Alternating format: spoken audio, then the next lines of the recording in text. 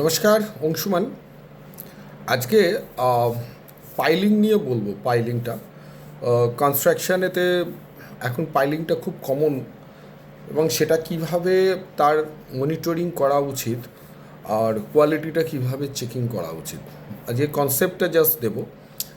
আর যারা এই যে ডিপ্লোমা আমি দেখছি কোয়ালিটি খুব নেমে গেছে, বিভিন্ন কলেজ থেকে যারা পাশ করে আসছে আমার কাছে, সিভিল ইঞ্জিনিয়ারিং সিটা পর্যন্ত মানে সে শিখে আসছেন। আমি জানি না কীভাবে তাদের পড়ানো হচ্ছে, এখন কীভাবে সেশনাল করানো হচ্ছে। তো এটার উদ্যোগটা এই কারণে, যারা আমায় শুনছো, এই স্ট্রাকচারাল ইঞ্জিনিয়ারিং মায়া অংশুমান স্ট্রাকচারাল ইঞ্জিনিয়ারিং, এটাকে সাবস্ক্রাইব করো। যারা আমাকে ফেসবুকে দেখছো তারা ফলো করো। যারা আগামী দিনে কনস্ট্রাকশানে আসতে চাইছো বা প্রমোটিং করতে চাইছো, বেসিক ফান্ডামেন্টাল জিনিসগুলো না হলে অ্যাজ এ স্ট্রাকচারাল ইঞ্জিনিয়ার আমাদের খুব প্রবলেম হচ্ছে। প্রবলেমটা আমাদের হচ্ছে তা নয়, সম্প্রতি লার্সেন টুব্রোর চেয়ারম্যানও এই একই উদ্বেগ প্রকাশ করেছে যে তারা ভালো ম্যান পাওয়ার পাচ্ছে না। কেন, একটা সাইট যখন কনস্ট্রাকশন চলে তো তার কোয়ালিটি মেনটেন করাটা খুব প্রয়োজন। আমরা তো ডিজাইন করে দিলাম, খাতা কলমেতে এই আসছে সেই আসছে ইত্যাদি ইত্যাদি, কিন্তু সেটা ফিজিক্যালি হচ্ছে কি না। আমি একটা পাইল দিয়ে দিলাম, যে আমি ধরে নিলাম পাইলটার লোড 30 টন লোড আসবে, 25 টন লোড আসবে, বাট সেটা যদি ফিজিক্যালি আমি ঠিকমতো না করি তো তাহলে আমার কিন্তু সেই লোড ক্যাপাসিটি আসবে না। এবং বেশিরভাগ ক্ষেত্রে কলকাতার বিভিন্ন জায়গার বাড়ি দেখবেন, প্রায় একটু দাঁড়িয়ে ভালো করে বাড়ির সামনে দিক দিয়ে দিলে দেখবেন সে টিল্টিং করে বসে আছে। একটা তো হচ্ছে ইঞ্জিনিয়ারিংয়ের একটা বিশাল বড় ড্রব্যাকস রয়ে যাচ্ছে। ভালো কনসালটেন্টও এখন তো গ্র্যাজুয়েট হলেই মানে একটা ঢিল ছুড়লেই সে ডিগ্রি, ব্যাচেলার ডিগ্রি, 2 দিন বাদে কর্পোরেশন থেকে লাইসেন্সও পেয়ে যাচ্ছে।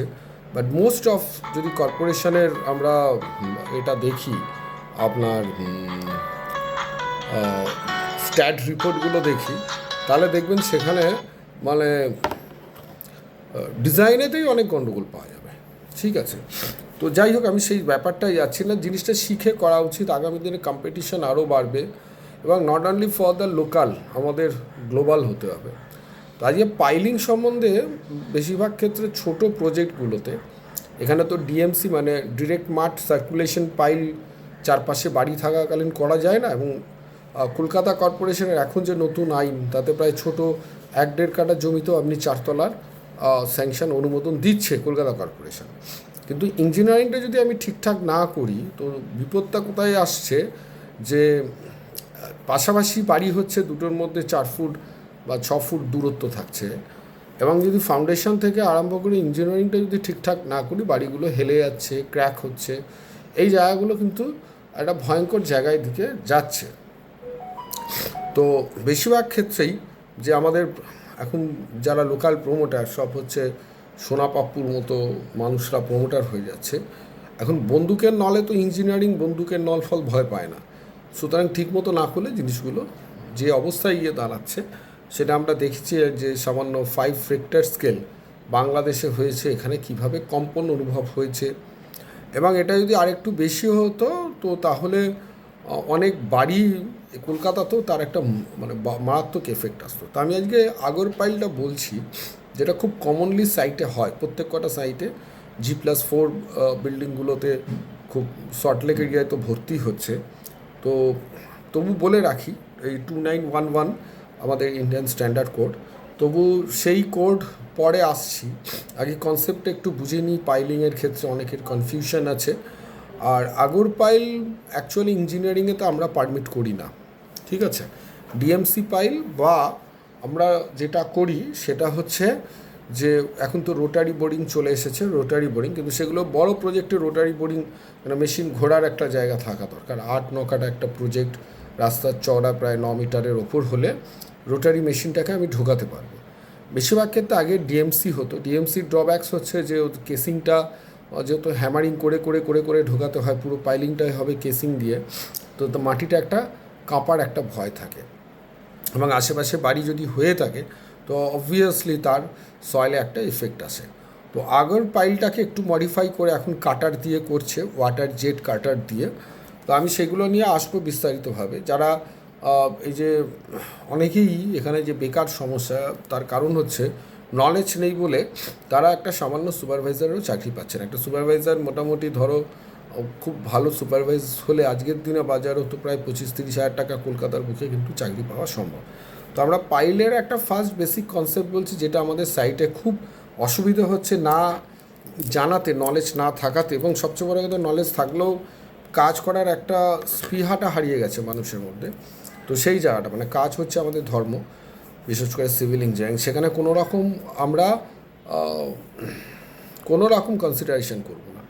তো আমরা পাইল সম্বন্ধে একটুখানি আমি বলছি, আমি যত একটু হালকা করে ব্রিফ করার চেষ্টা করছি। বোর্ডের দিকে আমি ঘোরালাম ক্যামেরাটা, আশা করি বোঝানো যাবে।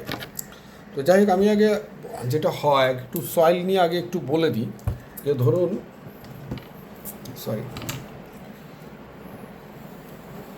দেখা যাচ্ছে এটা আমার জিএল লেভেল, বড় করেই আঁকছি, দ্যাট ইজ আমার জিএল লেভেল। তো এই গ্রাউন্ড লেভেল থেকে আমার পাইলিংটা স্টার্ট হচ্ছে। জেনারেলি যেটা হয় 18 মিটার বা 20 মিটার, আমাদের এখানে রক পাওয়া যায় না। তো ম্যাক্সিমাম যে পাইল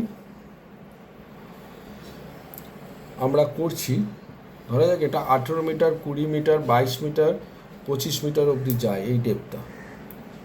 18 থেকে 25 মিটার অবধি আমরা আগর পাইল অবধি করতে পারি, তবু 25 মিটার যাওয়া যায় না।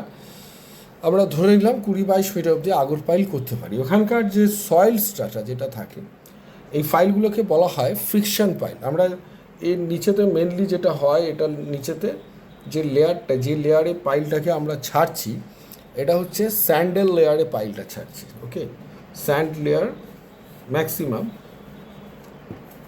স্যান্ড লেয়ারেতে, আমি বড় করে লেখার চেষ্টা করছি, স্যান্ড লেয়ারেতে আমাদের পাইলটাকে আমরা ছাড়ছি। এখন হয় কি, যেটা এই যে সয়েলের যদি একটু ভালো করে দেখা যায় যখন পাইলিং হয়, so that different kinds of the layer এখানে পাওয়া যাবে, different kinds of the layer পাওয়া যাবে।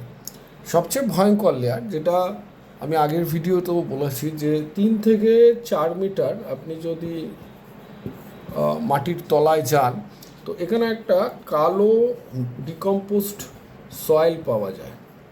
দ্যাট ইজ নট দ্য, আমরা অনেকেই কালো দোআঁশ মাটি বলে ভুল করি, বাট এটা কালো দোআঁশ মাটি নয়। এর ক্যারেক্টারিস্টিকটা হচ্ছে, যেটুকুনি আমার মনে হয়, যে এখানে জলা জায়গা ছিল একটা সময়, তো সেখানকার যে অর্গানিক্সগুলো, মানে গাছপালা, ধরুন ঘাস যেটা হয় আর কি, সেগুলো মাটির এখানের উপরে মাটি ফিলিং হয়েছে। অ্যান্ড এই জায়গাটা, যেটা কালো যেটা জায়গাটা পাওয়া যাচ্ছে, এইটা হচ্ছে সেই ডিকম্পোজটা। অ্যান্ড এই ডিকম্পোজটা হচ্ছে খুব মারাত্মক, যার কোনো স্ট্রেংথ নেই, আপনি কোনো স্ট্রেংথ পাবেন না এটার ওপরে। এই ডিকম্পোজটা হচ্ছে সবচেয়ে বড়, যেটার মধ্যে আমরা কোনো স্ট্রেংথ আমরা পাচ্ছি না। অ্যান্ড দ্যাটস ওয়াই, যেটা আমি আরেকটু এটাকে আগিয়ে নিয়ে এলে মানে বেটার হবে, রাইট। হ্যাঁ, আমরা কোনো এখানে স্ট্রেংথ পাচ্ছি না এটা। তারপর থেকে একটা ইউনিফর্ম লেয়ার আমাদের কাছে আসছে, এই জায়গাটা করে একটা লাল মাটির সাথে দেখবেন একটু রেডিশ টাইপের একটা জিনিস আছে, ঠিক আছে, আয়রন টাইপের রেডিশ টাইপের আসে। অ্যান্ড আফটার দ্যাট বেশিরভাগ ক্ষেত্রে আগর পাইল এতটা অবধি ভালোভাবে চলে, তারপর একটা স্যান্ড লেয়ার চালু হয়, ঠিক আছে। এই যে স্যান্ড লেয়ারটা চালু হলো, আমার পাইলটা এই স্যান্ড লেয়ারের মধ্যে ঢুকবে। আগুনেতে এই স্যান্ড লেয়ারকে কাটাটা খুব মুশকিল হয়, তো বেশিরভাগ ক্ষেত্রে আগরেতে এখন কাটার ইউজ করছে বেন্টোনাইট দিয়ে, যাতে রিকোয়ার্ড এই ডেপটাকে আমি যেতে পারি। এবং এটা যদি ইউনিফর্মলি আমি পাইল যদি না করি, একটা পাইলের আমরা সেটেলমেন্ট ধরি 12 মিলিমিটার, এর যদি বেশি হয়ে যায়, তাহলে সেই পাইলকে আমরা ফেল বলি, পাইল সেটা ফেল হিসেবে আমরা ধরি। এখন ঘটনাটা পাইল কাস্টিংয়ের ক্ষেত্রে খুব বড় গন্ডগোল হয়ে যাচ্ছে। কীরকম, আমরা কি করি, বোর হয়ে গেল, এখানে আমরা জালিটাকে নামিয়ে দিলাম। ওকে, জালির রড এখানে নেমে গেল, জালির রড নেমে গেল। এই যে জালিটা নেমে যাওয়ার পর আমরা বেন্টোনাইট ওয়াশ করি, সেটা ডিএমসি পাইলেতে, কাটারের দিয়েও করা যায়, যায় না তা নয়, সেগুলো নিয়ে পরে আসছি। বাট আমি কংক্রিটিংয়ের ব্যাপারটা আগে আমাকে একটু বুঝিয়ে দিই, যেখানে সবচেয়ে বেশি ভুল করেন আপনারা।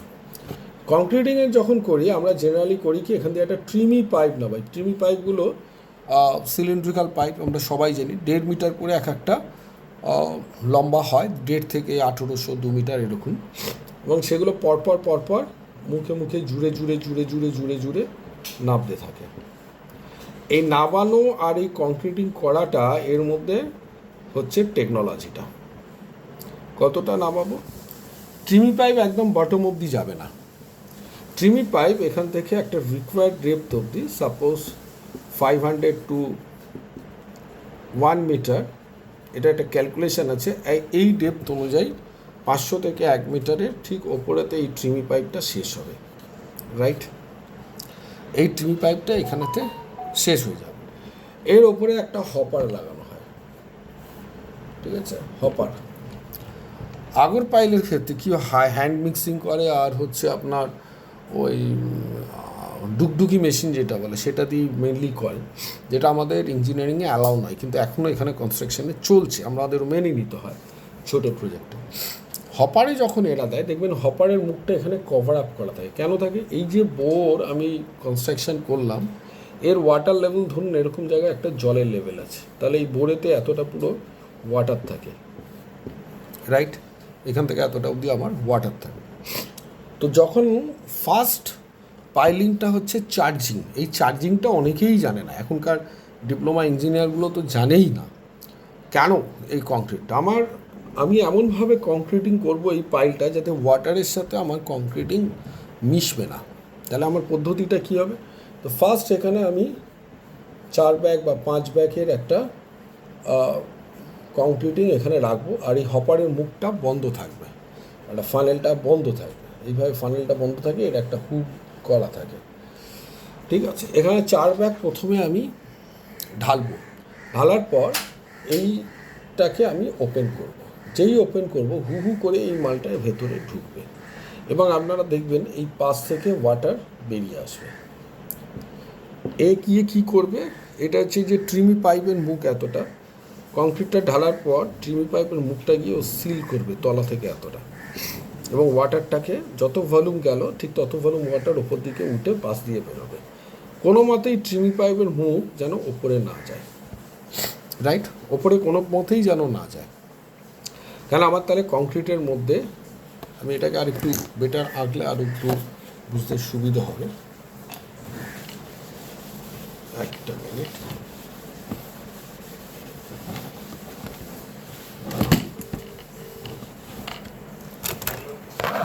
আমি এখানেতে আমি আর একটু বেটার করে আঁকছি।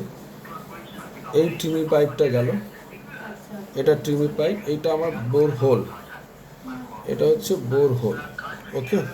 সো দ্যাট কংক্রিট আমার এত অবধি পুয়ার হয়ে গেল, এখানে কংক্রিট দ্বারা ফিল থাকবে, কংক্রিট দিয়ে এখানে ফিল থাকবে, অ্যান্ড ওয়াটার এখান থেকে বেরোবে। যদি ট্রিমি পাইপের মুখ এখানে চলে যায়, তাহলে জল আবার হু হু করে ঢুকতে থাকবে ট্রিমি পাইপের মুখে, এবং এই যে কংক্রিটটা তখন করলাম এটা পুরো লস্ট হলো, মানে এর মধ্যে ওয়াটার মিশে গেল। ওয়াটার মিশে গেলে কংক্রিটের স্ট্রেংথের একটা গল্প আসে, এছাড়াও এখান থেকে বালি এর সাথে মিশে যেতে পারে, মাটিটা বোর কোল্যাপস করতে পারে।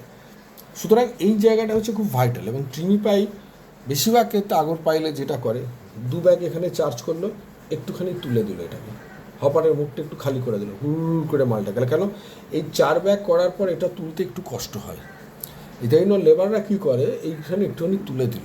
এরা তো এত কিছু টেকনোলজিগুলো বোঝে না। এর ফলে কি হলো, আমার ট্রিমি পাইপটা এখানে, কংক্রিটটা এখানে হয়ে গেল, মানে জলটা সেই ঢুকে গেল, এবং এইভাবেই গোটা পাইলটা হচ্ছে।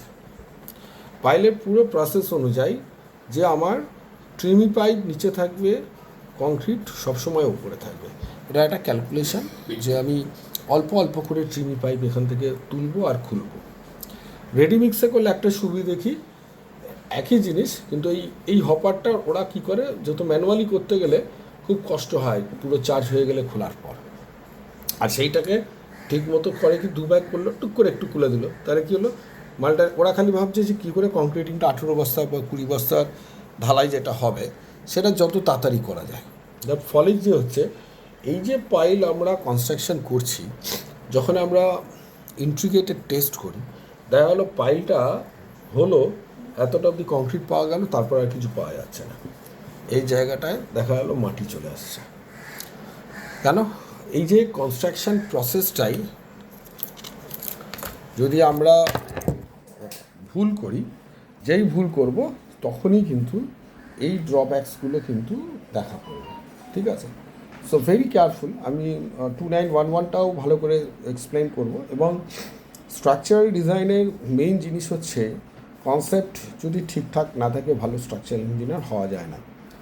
তো আজকে পাইল নিয়ে বেরোলাম, এবং পাইলটা কেন বললাম যে সুপারভিশনের জন্য। আমি এরপর বেন্ডিং অফ দ্য বিম থিওরিতে পড়াবো কিছুটা। যারা বিশেষ করে আমার সাথে যারা গ্রুপে আছো এই লেকচারগুলো একটু ফলো করে এবং নিজেদের ইমপ্রুভ করা, সাইডে এগুলো ইমপ্লিমেন্ট করা, যেটা খুব প্রয়োজন হচ্ছে সাইডে ইমপ্লিমেন্ট করা। আজকে এই অবধি, থ্যাংক ইউ।